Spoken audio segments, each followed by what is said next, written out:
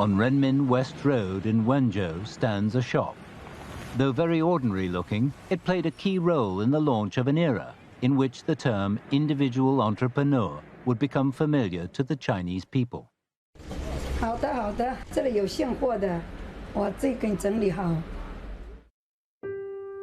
In the autumn of 1979, 18-year-old Zhang Huamei made a bold decision.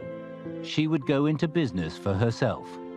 At the time, there were still many restrictions on private enterprise.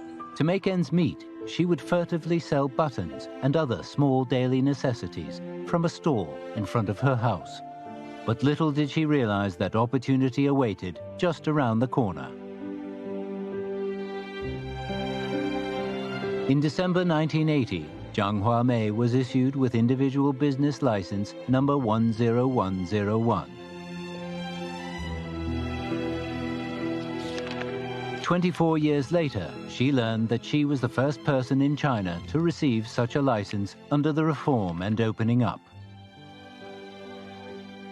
工商所所过来的，他说你现在拿了这个执照以后，你们可以做大一点了啊，国家是允许你们做的啊，你们就大胆的去做吧，不有什么顾虑啊，反正你能够开多大你就开多大，没关系的。